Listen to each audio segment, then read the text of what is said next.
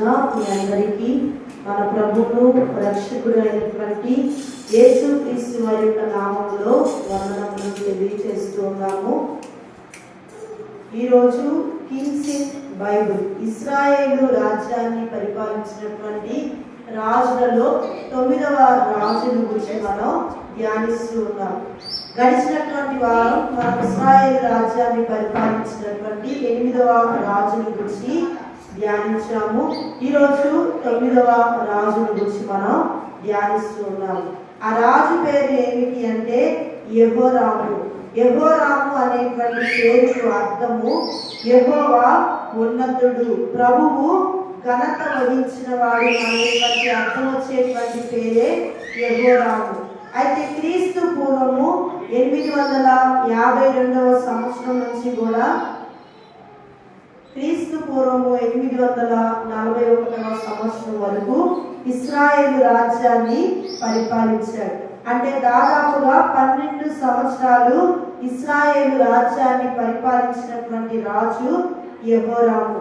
అయితే యెహోరాము యొక్క తండ్రి ఎవరు అంటే ఆహాబు, తల్లి యెజబెలు. మనం గడిచినటువంటి వారము అహజ్యా గురించి నేర్చుకున్నాం.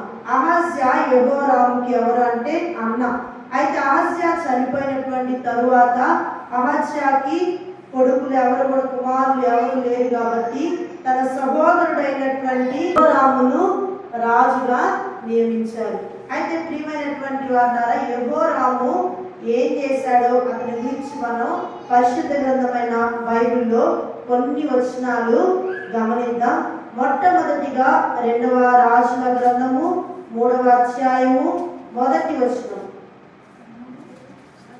2వ రాజులు 3వ అధ్యాయము 1వ వచనం.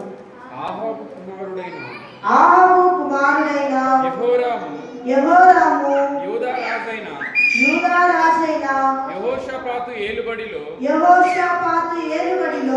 18వ సంవత్సరమందు షోమ్రోనులో ఇశ్రాయేలు వారికి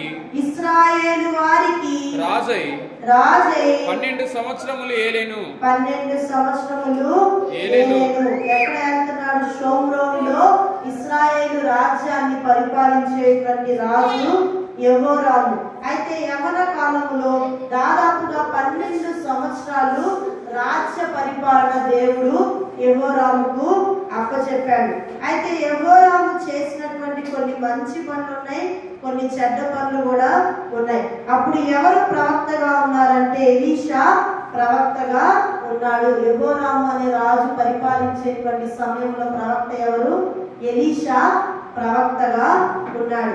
అయితే ఇక్కడ ఏం జరిగింది అనేటువంటి విషయాన్ని మనం గమనించినట్లయితే ఇతడు దేవుని దృష్టికి చెడ్డవాడిగానే మిగిలిపోయాడు. మంచి పనులు చూద్దాం. అతను ఏం చేశాడంటే బయలు దేవత ఆరాధన తీసివేశాడు. పోయిన వారం చెప్పుకున్నాం కదా, ఎవరైతే ఉన్నారో వాళ్ళకి చాలా స్పష్టంగా అర్థమైంది. తన తండ్రి, తన తల్లి, తన అన్నదమ్ములు వారందరూ కూడా బయలుదేవతను ఆరాధిస్తూ ఉంటే ఈ యొక్క రాజు అయినటువంటి యెహోరాము చేసిన మొట్టమొదటి మంచి పని ఏమిటి అంటే బయలుదేవత ఆరాధనను తీసివేశారంట. ఆ దేవతా స్తంభాన్ని తీసివేసి యుద్ధం వస్తున్నప్పుడు, ఆయా సందర్భాల్లో వస్తున్నప్పుడు అప్పుడు ప్రవక్తగా ఉన్నటువంటి ఎలీషా మాట కూడా చాలా సార్లు వింటూ ఉన్నాడు. ఇంకా చూసినట్లయితే ఇతడు 12 సంవత్సరాల పరిపాలనలో ఇశ్రాయేలు రాజ్యం మీదకి మోయాబీలు తిరుగుబాటు చేశారు. అయితే మోయాబీలు, సిరియా వారు, అట్లా ఆరాము వారు ఈ విధంగా తిరుగుబాటు చేసినప్పుడు చాలా సందర్భాల్లో అతడు ఎదుర్కొని పోరాడి గెలిచాడు. అయితే ఇన్ని మంచి పనులు చేసినటువంటి యెహోరాము ఈ ఒక చెడ్డ పని చేశాడు. ఏమిటి ఆ చెడ్డ పని అంటే బయలుదేవతను తీసివేసేశాడు. కానీ అతను ఏం చేశాడంటే యెరోబాము ఆ కాలంలో జరిగినటువంటి దాన్ని బట్టి అదే ఫాలో అవ్వుకుంటూ ఈ రాజు కూడా వచ్చాడు. తీసినట్టే తీశాడు కానీ ఒక విగ్రహాన్ని తీశాడు, మరొక విగ్రహాన్ని పూజించమని ప్రోత్సాహపరుస్తా ఉన్నాడు. ప్రియమైనటువంటి వారి ద్వారా మనం ముందుకి కొనసాగినట్లయితే ఈ యొక్క రాజు యొక్క పరిపాలనా సమయంలో ఇంకా అతను ఏం చేస్తూ ఉన్నాడు అంటే దేవుని తీర్పు వలన ఈ రాజు చనిపోయాడు. యెహోరాము అనేటువంటి రాజు ఎవరి తీర్పు వలన చనిపోయాడంటే దేవుని యొక్క తీర్పు వలన చనిపోయాడు. మనం ముందుకి కొనసాగాలి. మనం గమనించినట్లయితే ఈ యొక్క ఆహాబు, యెజెబెలు, దాని తర్వాత వచ్చేసరికి అహజ్యా, మనం ఈరోజు ధ్యానించుకున్నటువంటి యెహోరాము ఈ యొక్క దాదాపుగా ఎంతమంది రాజులు కనబడుతున్నారు? 3-4 రాజులు కనిపిస్తున్నారు. అయితే రాజుల పరిపాలన అంతట్లో కూడా ఆహాబు తండ్రి. అయితే ఆహాబు రాజు చేసినటువంటి ఒక పొరపాటు ఏమిటి అంటే నాబోతుకి ఒక పొలం ఉంది, మీకు తెలిసే ఉంది, ఒక ద్రాక్ష తోట ఉంది. అయితే నాబోతు అనేటువంటి వ్యక్తికి ద్రాక్ష తోట ఉంటే ఇశ్రాయేలు రాజ్యంలో చాలా తోటలు ఉన్నాయి, చాలా అందమైన పట్టణాలు ఉన్నాయి, అన్నీ ఉన్నాయి. అన్నీ ఉన్నా కానీ రాజు అయినటువంటి ఆహాబు ఏం చేశాడంటే ఆ యొక్క నాబోతు పొలం మీదే ఆశపడ్డాడు. అయితే ఆశపడి వెళ్ళి ఏం చేస్తాడంటే ఈ పొలం నాకు ఇస్తావా అని చెప్పి అడుగుతారు. మొదటి రాజుల గ్రంథము 21వ అధ్యాయం 1వ వచనంలో చూసినట్లయితే జెజ్రీయేలు అనేటువంటి అతని యొక్క సంతానమైనటువంటి నాబోతుకు ఈ యొక్క పొలం ఉంది, ద్రాక్ష తోట. అయితే ఆ తోట కోసం ఏం చేస్తారంటే అతడేమో ఇవ్వనని ఒప్పుకోడు. ఎప్పుడైతే ఆ తోటని ఇవ్వలేదో మీరేం చేస్తారంటే అతన్ని చంపివేస్తారు. న్యాయంగా పరిపాలించాల్సినటువంటి రాజు అన్యాయంగా అతని దగ్గర నుంచి పొలాన్ని లాక్కుండా దూతల్ని పంపించి రాళ్లతో కొట్టించి గాయపరిచి అతన్ని చంపివేసినప్పుడు దేవుడు కూడా ప్రవక్తను పంపిస్తాడు. ప్రవక్త ద్వారా వర్తమానం తెలియజేస్తాడు. ఏమిటి ఆ వర్తమానం అంటే మీరు ఏదైతే పొలాన్ని లాక్కొని అతన్ని చంపివేశారో, హత్య చేశారో, అదే పొలములో నీవు నీ యొక్క సంతానం అంతా కూడా అక్కడే చనిపోతారు. అదే విధంగా రాజ్యము నీ తరతరాలు ఉండదు, నీ వంశంలో ఉన్న ప్రతి ఒక్క మగవాడు కూడా చనిపోతాడని చెప్పి దేవుడు ఒక కఠినమైనటువంటి తీర్పును ఇచ్చేస్తాడు. అయితే ఆ తీర్పు ప్రకారంగానే ఏం జరుగుతుంది అంటే ఈ యొక్క యెహోరాము పరిపాలించేటువంటి సమయంలో 12వ సంవత్సరంలో ఏం జరిగింది అంటే యెహూ అనేటువంటి ఒక వ్యక్తి ఏం చేస్తాడంటే 2వ రాజుల గ్రంథము 9:24 వచనంలో మనం చూడొచ్చు. యెహూ అనేటువంటి ఒక వ్యక్తి ఏం చేస్తాడంటే తన విల్లు ఉంటుంది. అయితే ఆ విల్లులో ఉన్నటువంటి బాణాన్ని తీసుకొని యెహోరాము వైపు వేస్తాడు. అదేమైందంటే అతని భుజం మధ్య నుంచి వెళ్ళి గుండెల్లోకి దూసుకొని పోయింది. అంటే ఆ విధంగా అతను ఏమవుతాడంటే చనిపోతాడు. అతను చివరిగా చనిపోయినటువంటి తరువాత అతన్ని తీసుకొని నాబోతు అనేటువంటి ఆ యొక్క వ్యక్తి ద్రాక్ష తోటలో తీసుకెళ్లి పడవేస్తారు. ఈ విధంగా యెహోరాము యొక్క జీవితం ఏమవుతుందంట ముగిసిపోతుంది. యెహోరాము చనిపోయినటువంటి తరువాత తన యొక్క తల్లి అయిన యెజెబెలు కూడా చనిపోతుంది. ఆ యొక్క రాజ్యం అంతా ఎవరికి వస్తుంది అంటే యెహూ అనేటువంటి వ్యక్తికి రాజ్యము వస్తుంది. ప్రియమైనటువంటి వారులారా, నేను ముగిస్తూ ఉన్నాను. మనం మొట్టమొదటిగా ఈ రాజు నుంచి ఏం నేర్చుకుంటున్నామంటే బయలు దేవత ఆరాధన తీసివేసేశాడు. దేవునికి అక్కడ ఇష్టంలాగా కనిపించాడు, కానీ వెంటనే మరలా ఏం చేస్తున్నాడంటే దూడలు ఉన్నటువంటి ఆ యొక్క దాను నప్తాలి ఆ ప్రాంతంలో ఉన్నటువంటి దూడలను పెట్టుకొని విగ్రహారాధన చేస్తూ ఉన్నారు.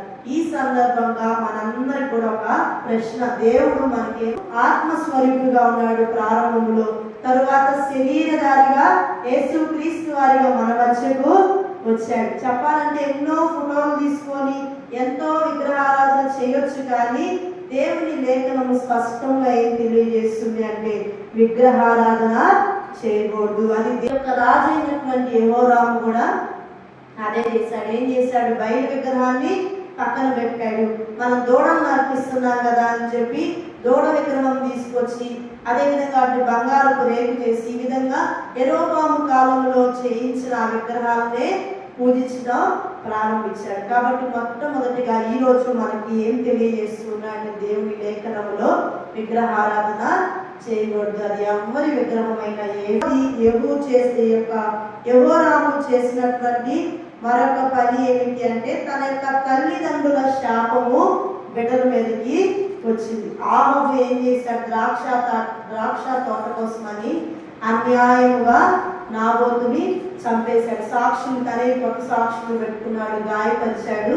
చంపేశాడు. ఏదైతే తల్లిదండ్రుల యొక్క దోషం ఉంటుందో ఆ దోషం ఎవరి మీదకి వస్తుంది? పిల్లల మీదకి వస్తుంది.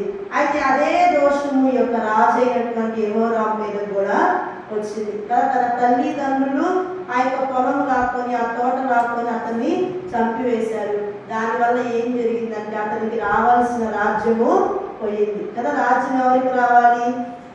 తన తరతరాలు తన బిడ్డలకి రాజ్యం రావాలి. కానీ రాజ్యం రాకుండా ఆహాబు వంశములో ఉన్నటువంటి ప్రతి ఒక్క మగవాడు కూడా చనిపోయాడు. అంటే దేవుడి యొక్క తీర్పు, ఉగ్రత, కోపం కూడా చాలా భయంకరంగా ఉంది. కాబట్టి ఎవరికి భయపడాలి? మనం దేవునికి భయపడాలి. చాలా సందర్భాల్లో చాలా మంది అన్నిటికీ భయపడతారు కానీ దేవునికి భయపడరు కదా. ఎందుకని దేవుడు ఏం చేయాలి అనుకుంటారు. ఈ యొక్క ఆహాబు విషయంలో కూడా అదే జరిగింది. ప్రవక్త ఆహాబు సమయంలో ఆ మాట దేవుడు ప్రవక్త ద్వారా తెలియజేశాడు. ఏం కాలేదుగా అనుకుంటా ఉన్నారు. తన కొడుకులు చనిపోయారు. చివరిగా తన రాజ్యమే పోయింది. కాబట్టి మనం ఏ పని చేసినా కానీ ఎవరి ఎదుట న్యాయంగా ఉండాలి? దేవుని ఎదుట న్యాయంగా ఉండాలి. దేవునికి మనం భయపడాలి. కాబట్టి తల్లిదండ్రుల యొక్క దోషము బిడ్డల మీద ఉండకుండా ఉండాలి అంటే మనం ఏం చేయాలన్నా మన పాపాలన్నీ కూడా కడుక్కోవాలి. ఎవరు కడుగుతారు మన పాపాలు? యేసుక్రీస్తు వారే మన పాపాలు కడుగుతారు. ఎవరైతే వారి యొక్క పాపాలు ఒప్పుకొని యేసుక్రీస్తు వారి నిజమైన రక్షకునిగా యేసుక్రీస్తు వారిని స్వీకరిస్తారో మన దోషాలన్నీ పోతాయి, పాపాలన్నీ కూడా పోతాయి. ఎందుకంటే మన పాప దోష శిక్ష అంతా కూడా ఆయనే భరించి నీ కొరకు నా కొరకు ఆయన శిలువ మరణాన్ని పొందాడు. ఆయన చనిపోయాడు, తిరిగి మృత్యుంజయుడిగా లేపబడ్డారు. నీకు నాకు కూడా ఒక నిరీక్షణ. నువ్వు చనిపోయిన ఎక్కడికి వెళ్తాం? మరలా లెగుస్తాం, మరలా సజీవులుగా ఉంటామనే ఒక నిరీక్షణ మనకుంది. కాబట్టి మన పితరుల దోషం పోవాలన్నా, మన దోషం పోవాలన్నా తీసివేసేది ఒక నామం. ఏమిటి ఆ నామం అంటే యేసు నామములోనే మన దోషాలు, మన పితరుల పాపాలు అన్నీ కూడా పోతాయి. కాబట్టి దేవునికి ఇష్టంగా ఉండకపోతే ఎంత శాపమో మనం తెలుస్తున్నాం. ఆయన ఆజ్ఞను అనుసరించి ఇష్టంగా నడిస్తే 1000 తరాల వరకు దీవెన ఉంటుంది.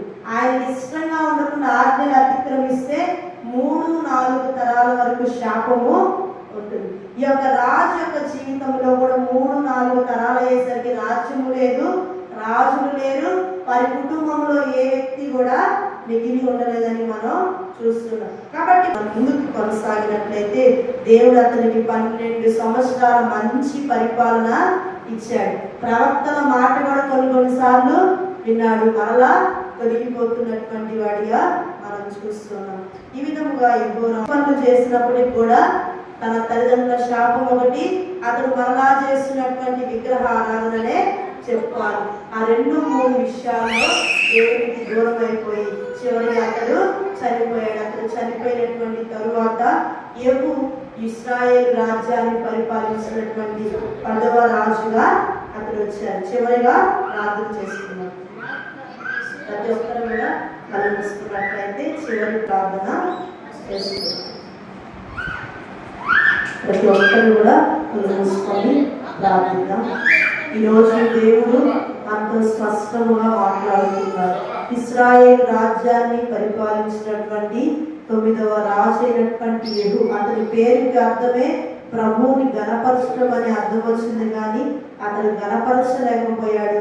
తన కుటుంబము కూడా స్థిరముగా ఉండలేకపోయింది, రాజ్యం కూడా పోయింది. కారణం ఏమిటి అంటే తన తల్లిదండ్రులు చేసినటువంటి అన్యాయము వారి మీదకి ఉగ్రతగా వచ్చింది. రెండవదిగా యెరోబాము కాలంలో ఉన్నటువంటి ఆ దూడలను పూజించే ఆచారాన్ని వారు అదే అన్ని ఆచారాన్ని కొనసాగిస్తూ, పితృపారంపర్య ఆచారాలు కొనసాగిస్తూ వారి యొక్క వ్యర్థ ప్రవర్తనను బట్టి దేవుడు వారిని హతులుగా చేసినట్లుగా దేవుని లేఖనంలో చూస్తున్నాం. మొట్టమొదటిగా తండ్రి అయిన ఆహాబు అన్య స్త్రీని వివాహం చేసుకున్నాడు. యెజబేలు వచ్చి విగ్రహ పూజలు, మాంత్రిక శక్తులు, ఆమె యెజబెలును పూజించేటువంటిదిగా ఉన్నట్లుగా మనం చూస్తున్నాం. కాబట్టి ఈ విధంగా తన తల్లి, తండ్రి, అన్నలు ఈ విధంగా వీరందరి దోషాలు ఇతని మీదకి వచ్చినాయి. వంశమే లేకుండా పోయింది. కానీ దేవుడు ఇంకా మనల్ని ఎంత కనికరిస్తున్నాడు. మన ఎదుట ఆయన వెంటనే కోపించుకోకుండా ఆయన దీర్ఘ శాంతము కలిగిన వాడిగా ఇంకా మనల్ని సహిస్తున్నాడు. కాబట్టి ప్రియమైనటువంటి వాళ్ళారా, ప్రియ సంగమా, ఈ దినం దేవుడు మనతో మాట్లాడుతూ ఉన్నారు. ఒకవేళ పితృపారంపర్య ఆచారాలు, వ్యర్థ ప్రవర్తనలు, అన్యాయపు తీర్పులు, దేవునికి అవిధేయమైనటువంటి విషయాలు, ప్రవర్తన ఎడల తిరుగుబాటు, అన్యాయముగా ఆ యొక్క ద్రాక్ష తోటను లాక్కొని వారు చేసిన పని ఎవరికి తెలియదనుకున్నారు. ఇటువంటివి మన జీవితంలో ఉన్నాయేమో. దేవుని ఆజ్ఞలను అనుసరించి నడవకుండా ఆజ్ఞలను అతిక్రమించి శాపాన్ని కొని తెచ్చుకుంటున్నామేమో. ప్రతి ఒక్కరూ కూడా ఆయన సన్నిధిలో ప్రార్థిద్దాం. ప్రియ బిడ్డలారా, దేవుడి దినం మనతో స్పష్టంగా మాట్లాడుతూ ఉన్నాడు. లోబట్ట మనం నేర్చుకోవాలి. దైవ సేవకుల విషయంలో తిరుగుబాటు వద్దని దేవుని యొక్క లేఖనములో మనకి యెహోరాము కనపడుతున్నాడు, ఆహాబు కనపడుతున్నాడు, అహస్య కనపడుతున్నాడు, యెజబెలు ప్రవక్తల్ని చంపాలి అనుకున్న యెజబెలు మనకు కనిపిస్తూ ఉంది. ఈ యొక్క నలుగురు జీవితాలు చివరిగా వారు ఆ యొక్క నాబోతు పొలములోనే వారి యొక్క రక్తము కుక్కలు నాకింది అని చెప్పి దేవుని లేఖనము తెలియజేస్తుంది. కాబట్టి మనలో తిరుగుబాటు ఉంటే తీసివేసుకోండి, అన్య ఆచారాలు ఉంటే తీసివేసుకోండి. చిల్లంగితల మాంత్రిక విద్యలు, అన్య ఆచారాలు, అదేవిధంగా అవన్నీ ఏదైతే మనం విడిచిపెట్టమని దేవుడు తెలియజేస్తున్నారో ఆ యొక్క విడిచిపెట్టకుండా వాటినే పట్టుకొని మనం వేలాడుతున్నామేమో.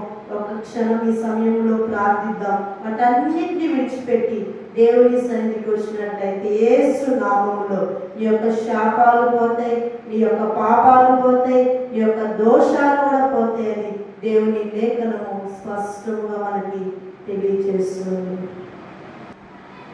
మహోన్నతులైన మా తండ్రి, సర్వోన్నతులైన మా దేవ, నీకే వెలలేని స్తుతులు స్తోత్రాలు చెల్లిస్తున్నాము తండ్రి. దేవాయునము తండ్రి, ఈ యొక్క విజ్ఞాపన కూడికలో దేవాయుగాంతమందున్న మాకు బుద్ధి కలుగుటకై యెహోరామును గూర్చి మేము జ్ఞాపకం చేసుకోవడానికి మీరు చూపిన కృపను బట్టి మీకు స్తోత్రాలు. చేరవచ్చిన సంఘాన్ని, పరిశుద్ధులు, బిడ్డలను దీవించండి, ఆశీర్వదించండి. ఈశ్యం రోస్మి ద్వారా ఎవరైతే లెసన్ వీక్షిస్తూ ఉన్నారో వారికి మీ కృపను తోడుగా ఉంచండి దేవా. మరి ప్రాముఖ్యముగా దేవా యెహోరాము వలె మేము ఉండకుండా దేవా తండ్రి, మా మీద ఒకవేళ ఏవైనా శాపాలు ఉన్నాయేమో తీసివేయండి తండ్రి. మేము నీకు విధేయులుగా ఉండటానికి, న్యాయముగా ఉండటానికి, ప్రవక్తలకు లోబడేటువంటి వారిగా ఉండటానికి, అన్ని విషయాల్లో మీకు ఇష్టముగా ఉండటానికి సహాయం చేయండి దేవా. ఈ సమయంలో ఎవరైతే బిడ్డలు దేవా కన్నీరు కారుస్తూ మీ సన్నిధిలో ప్రార్థిస్తున్నారో దేవా, ఎవరైతే బిడ్డలు తండ్రి దేవా ఈ సన్నిధిలో మీ సమయంలో తీర్మానం చేశారో మేము పితృపారంపర్య ఆచారాలు చేయం, మేము అన్య ఆచారాలు చేయం, మేము విగ్రహారాధన చేయమని ఎవరైతే వారి నోటితో ఒప్పుకొని ప్రార్థిస్తూ ఉన్నారో దేవా వారిని స్థిరపరచండి, మీ సత్యవాక్యములో క్రమపరచండి. మీకు ఇష్టలుగా, మీకు విధేయులుగా అన్ని విషయాల్లో యేసు నామము అన్నిటికంటే శ్రేష్టమైనదని ప్రతి ఒక్కరు కూడా గ్రహించులాగా మీ శక్తిని అనుగ్రహించండి. మా యొక్క ప్రాంతాన్ని, మా యొక్క సంఘాన్ని దీవించండి, ఆశీర్వదించండి దేవా. అనేక చోట్ల మీ స్వార్థ వెలువడుతుండగా దేవా మీ యొక్క పరిచయను అభివృద్ధి పరచండి. ఓపెన్ మీటింగ్స్ లో మీరు చూపిన కృపను బట్టి మీకు స్తోత్రాలు తండ్రి దేవా. నెక్స్ట్ ఇయర్ మీటింగ్స్ కొరకు మీ సన్నిధిలో ప్రార్థిస్తున్నాం. మీరే శేఖరంగా మహిమకరంగా జరిగించండి. ఇక నిలబడి పరిచయం జరిగిస్తున్న మీ దాసులు దాసురాల్ని దీవించండి, ఆశీర్వదించండి దేవా. ఎంతో ప్రయాసతో కూడిన మీ పని చేస్తూ ఉండగా ప్రయాసకు తగిన ప్రతిఫలాన్ని మీరు దయచేయండి, మంచి ఆరోగ్యము దయచేయండి, మీ కృపలో ఆదరించండి దేవా. నందరాజుపాలెంలో జరిగిన ఇంకా మందిర ప్రతిష్ఠ కొరకు మీ సన్నిధిలో ప్రార్థిస్తున్నాం.